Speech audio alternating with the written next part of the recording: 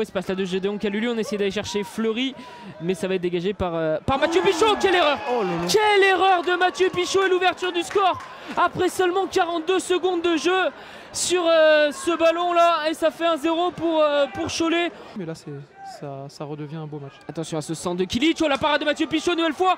Oh, la parade de Mathieu Pichot. Quelle manchette du gardien bressan qui vient sauver la patrie bressane. On va revenir. Gédéon Kalulu pour Livio Nabab. Le centre de Livio Nabab. Deuxième poteau, Sekou Baradji. Oh, la retournée de Sekou Baradji. Allez, Sekou Baradji qui va pouvoir peut-être centrer vers Livio Nabab.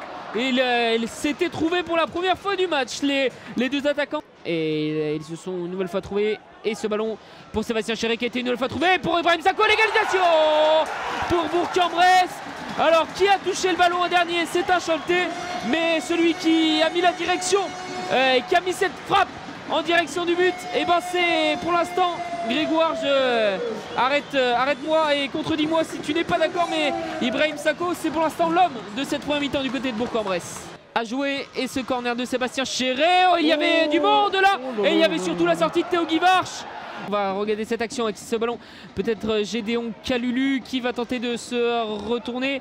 Il va rejouer avec Ibrahim Sako dans la profondeur, ce ballon, et qui est touché. Gédéon Kalulu dans la surface de réparation. Gédéon Kalulu, une fois, deux fois, trois fois.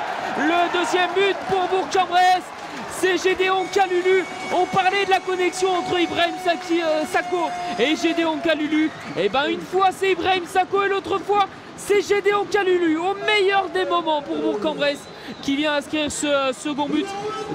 2-1 pour Bourg-en-Bresse. La profondeur, quel bon ballon pour Abeza. Abeza, oh, le poteau, et derrière Maxime Fleury qui ne peut pas reprendre.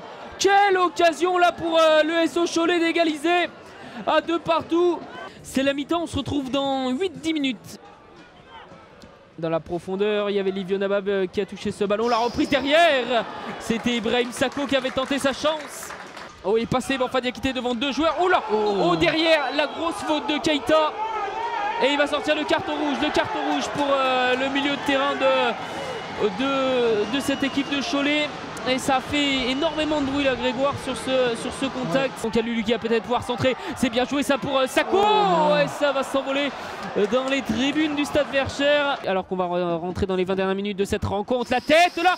Oh, ça avait été touché par un joueur Choletais. Sébastien Chéret qui a pu faire la différence. Sébastien Chéret à 30 mètres des buts. Sébastien Chéret qui recherche Sekou Baradji. Ibrahim Sako, le centre. Quelle belle occasion là. Allez, Enzo Real, oh, c'était tendu et il l'a donné directement à Mathieu Pichot. C'était sûrement pas ce qu'il voulait faire.